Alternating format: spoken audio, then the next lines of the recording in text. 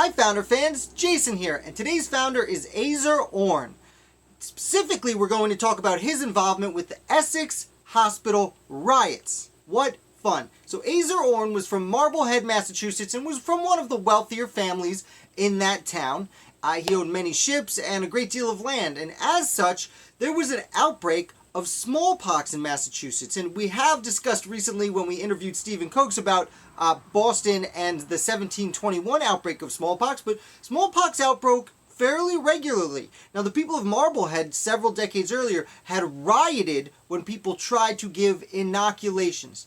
Luckily, at this point, by 1773, just before the American Revolution, most doctors and many people had started becoming in favor of inoculations, but not everyone. So Azor Orne worked with his friend Elbridge Gerry, and just to put some perspective, Gerry was less than 3 years away from signing the Declaration of Independence. He would do many great things and eventually be Vice President of the United States.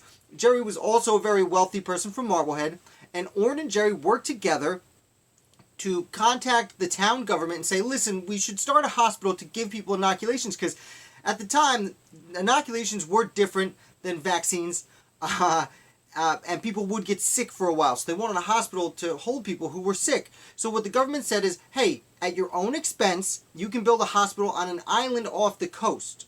And this became Essex Hospital. Now, the people of Marblehead did not respond kindly to the idea of having a hospital for inoculations around. And the reason for this was, there were several reasons, but the two main ones were, first of all, they kind of thought you'd just be spreading the disease faster, and no one wanted that. And furthermore, they many people still thought that this should be left to God. If God wanted to give us smallpox, we were probably doing something wrong and should be better.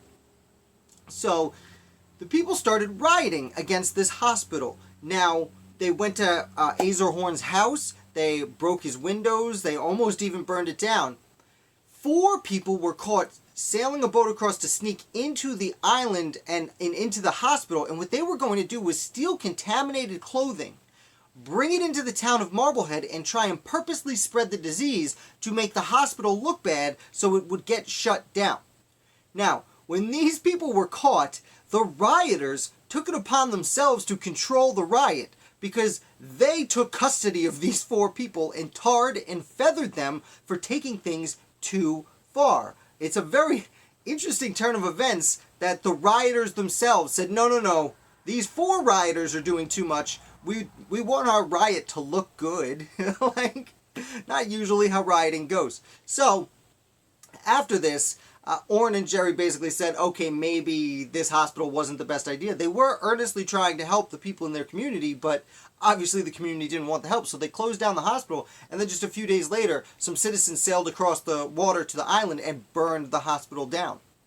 Now, as for Orne, he ended up becoming a revolutionary. He'd never really make it to the national stage like Gerry would, but he was very important to the provincial Congress. He was already in the colonial assembly, and then would stay, help serve in the Constitutional Convention when, not the federal one, when Massachusetts made its first constitution. He helped serve there, would stay at the state level, was appointed a major general for the state militia during the Revolutionary War, though he never saw any action, and he would go on to serve at the state ratification convention for the U.S. Constitution. So that's the story of Azor Orne and the Essex Hospital and its riots. I hope you enjoyed this. If you did, please hit like. Definitely remember to subscribe. Tomorrow we will have a live video where we discuss the last 7 articles I published on Founder of the Day, and I put a link in the description below to the interview I did last week with Stephen Cokes about inoculations in 1721 and its effect on a young career of Benjamin Franklin. So I hope you enjoyed that. I hope you enjoyed this. Thank you so much for watching, and I'll be back with the live video tomorrow.